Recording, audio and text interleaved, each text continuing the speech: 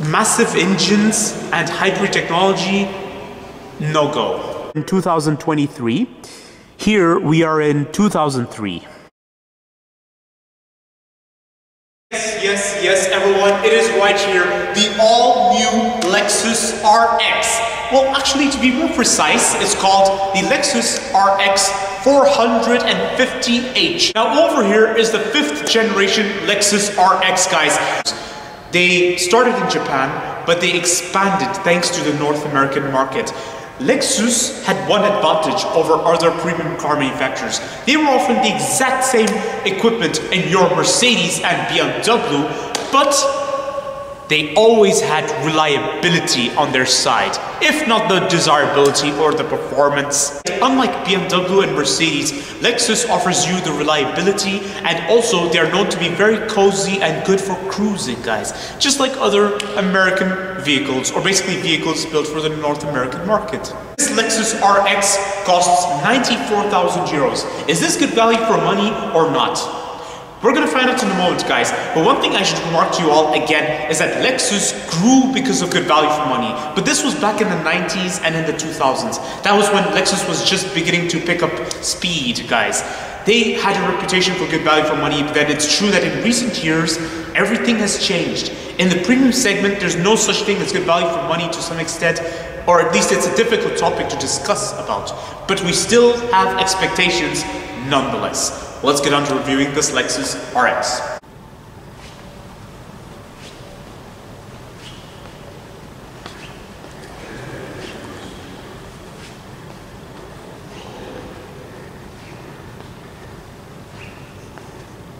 It's a 3.5 V6 hybrid petrol engine, guys. How amazing is that? Very good for cruising, guys. Now, when it comes to economic values, there is a bit of a problem right there. You see, the thing is that Lexus probably thought they were building this car for the North American market purely, but they didn't realize that here in the EU market, there's a big demand for economic values, right? So basically we're talking 2-liter engines with hybrid petrol or smaller engines at that, right? Like 1.5 or something. But Lexus decided it's okay to give this car a 3.5-liter hybrid petrol with hybrid. And V6, that too. It's not very economic, but then I guess Lexus is not alone in this. There are many premium car manufacturers that offer massive engines with the hybrid technology, and so whether Lexus did the right thing or not, you all be the judge. But me personally, massive engines and hybrid technology, no go. Very cold morning, guys, no need to worry. You get this to heat up the wipers, and next thing you know, you're on the run. Wonderful, guys. Look at this. How clever is that? Now, if only this was applied to the windows so that it could defrost the windows. But hey, not a big deal. At least the wipers get heated up. Oh, yes, everyone. The Lexus RX. I absolutely love this new styling. Now, whenever I look at the front area, it kind of reminds me of the Toyota Mirai. It appears to have some inspiration drawn from the Mirai. Now, I'm not trying to say it is related to the Mirai, or maybe it's probably got some similar parts to it. But it's very interesting how Lexus has gone about this with the RX. Now, at the front, there is a strong Lexus identity. It's now very interesting how they've done this proud nose right here above. So the front of the Lexus RX looks very promising. It's really interesting how Lexus has gone about it. It's really nice. I really like the way they've done it. Now, this makes it look more unique and more different to the previous generations. In fact, this is like a completely different styling. So strong Lexus identity at the front, guys. But then as we approach the side of the Lexus RX, differences start to emerge. Now, I don't know if it's just me, but I'm under the impression that this Lexus RX has a shorter wheelbase compared to the last generation. Or perhaps the vehicle is just shorter than the last generation Lexus RX. The last generation was huge. Lexus has gone about it. They've maintained this identity right here. Like, I know between the C pillar and the D pillar, Lexus always has a window in this format, so it's really interesting. Really good how Lexus has maintained it. Lovely wheels of the Lexus RX, everyone. Looks wonderful. So you get this alloy, which is gray inside, and some shiny alloy on top. Actual air vents right here, guys. Nothing pretentious. And you get parking sensors at the front and at the rear. All 4 doors get keyless entry, everyone. Now over here is the rear design of the Lexus RX, and it is right here we see big differences that emerge, guys.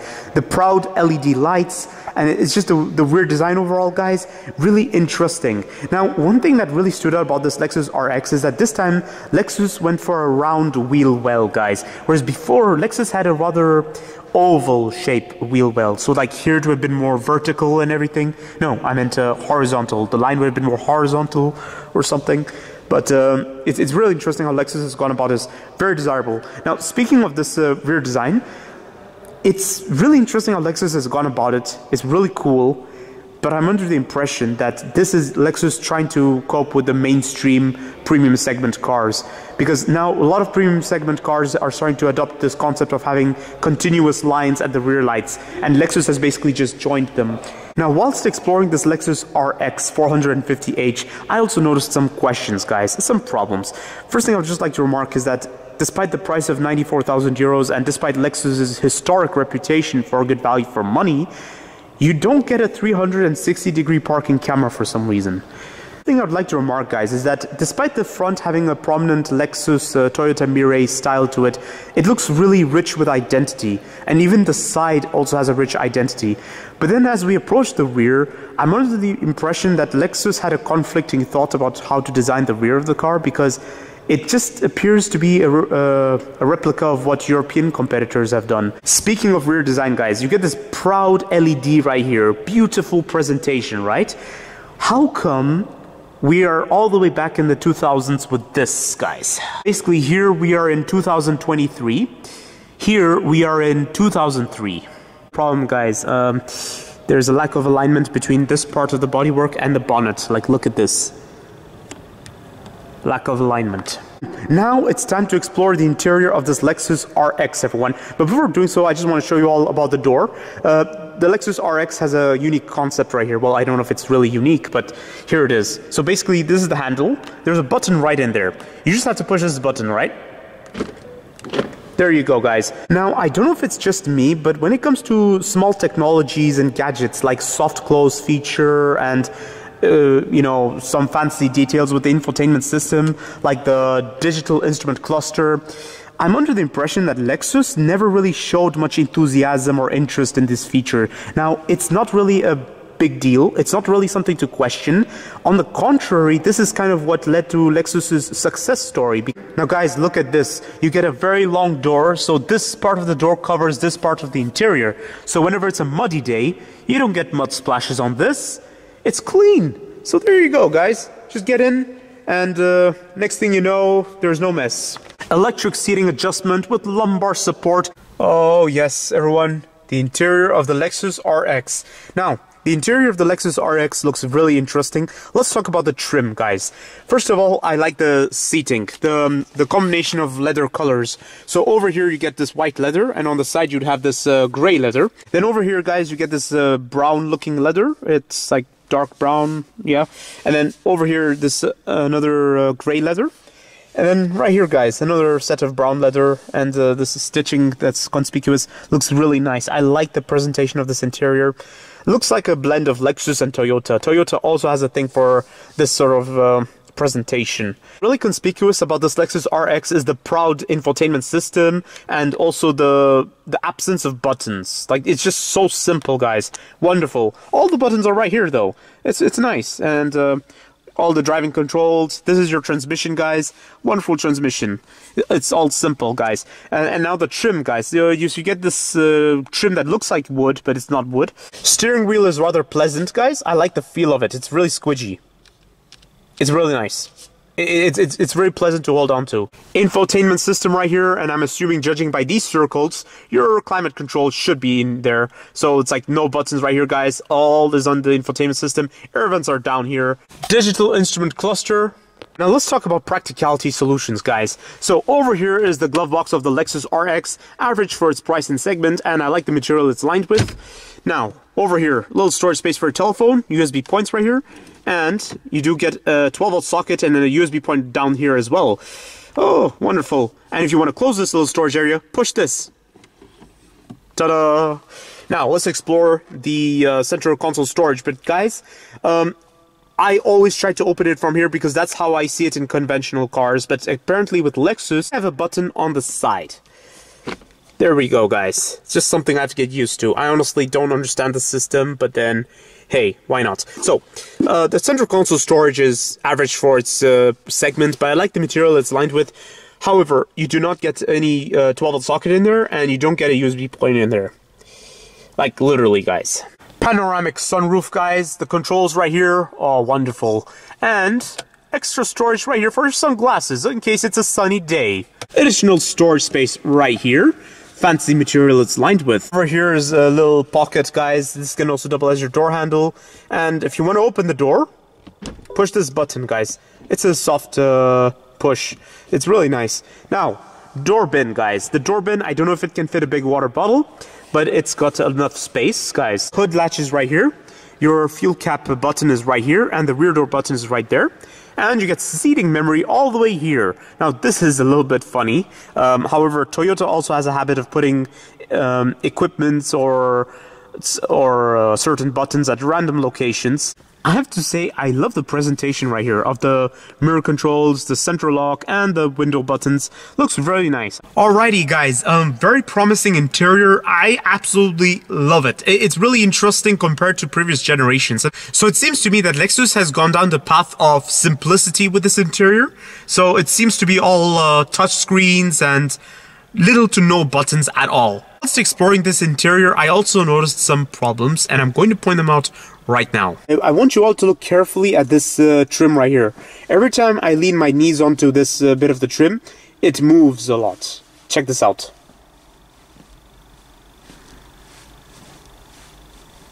Most car manufacturers tend to put their start-stop button right here, or perhaps right here, or perhaps right here, but Lexus puts it all the way up here. Now, it's too conspicuous, and I like it when the start-stop button tends to be, you know, in a more discreet location. Because now putting it up here forces me to bend my back to start it, you know? So my back is straight like this, and I can't even reach it. So I have to bend, and then only I can reach it. Now, this whole concept of having a big infotainment system and tilted towards the driver's side, it's a good concept, but I don't really feel like this is a Lexus identity. If you know what I'm saying. This is not really something Lexus would have done. Or there's something about this interior that just does not scream Japan. You know what I'm saying? It just looks like a resemblance to what competitors have already done. Explore the rear seat of the Lexus RX. Plentiful legroom, guys. Plentiful knee room. My headroom is as good as it has to be, and the headrest is rather cozy, but it's a bit on the firm side. So you get an armrest right here. Wonderful. And little cup holder right here. Ta-da! Nice. Air vents right here, climate control right here. The rear seats can be heated and ventilated, guys. So it's wonderful. And you get USB points right here, but no storage space right here. Although, speaking of practicality, you get both rear seats with pockets. And you do get a nice door bin, which is more spacious than what I've seen of the front seat. Nice handle right here, coat hook right here, and the beacon of hope lighting is all the way at the back right here. Do you really need some beacon of hope lightings in here? It's so bright in here. Now it is time to explore the boot space of the Lexus RX, and this equally means we will be able to see some more practicality aspects of it. How practical is it to live with, guys? Can you move houses with it? We'll find out in a moment. So, over here, nice boot space, lovely presentation. I like the material it's lined with. I mean, is it just me or Lexus paid so much attention to materials this time? Nice LED lighting right here, 12-volt socket right here, buttons to fold on the rear seat, wonderful. And nice hooks that can hold maximum 4 kilograms. Wonderful. Now let's fold the rear seats, guys. Ta-da! Now, with the rear seats folded, guys, you cannot really move houses, but do you really need to get this car to move houses? You all be the judge, because I sure think I would not use this car to move houses, but I certainly would use this car to buy some furniture or to transport some little goods that are quite big. Okay, I mean, little goods that are quite big, sorry. You know what I'm trying to say, guys. I mean, I just wouldn't use this car to move houses, okay? I mean, look at this. It's still elevated right here. Or I think it's probably because of the headrest. No, it's not. No, it's not, guys. But you know what I'm saying? Like, the materials are just too good that I don't want to abuse it, all right? And nice leather right here. All right. But otherwise, it's quite nice. The space you get. Flat floor right here. Wonderful. And guys, before I actually forget, you get tether points right here, and they're of wonderful quality, guys. And right there as well. So here's my conclusion of the Lexus RX 450h. I have to say that this is one of the most promising premium crossover SUVs of today's generation, primarily because it's reliable and more desirable than ever. That's right, guys. There was a time Lexus had a problem for being rather dull and generic, but still luxurious and rather reliable at the same time. But this time Lexus has realized that people love style, and Lexus has done it in quite a nice way. However, there are questions, guys. That too premium and reliable, but when it comes to identity, now this Lexus RX is certainly not dull compared to its predecessor, but it faces a new question, guys. Identity. The interior reminded me of nothing of Japan, and it didn't really remind me of Lexus overall. You know what I'm saying? Because Lexus tends to have a unique style, a unique identity for its interior. But the interior design, it reminded me of something European competitors have come up with. And the rear design also reminded me of something European competitors have come up with. So it just, yeah, it doesn't seem really original in its own way. My humble opinion of this Lexus RX.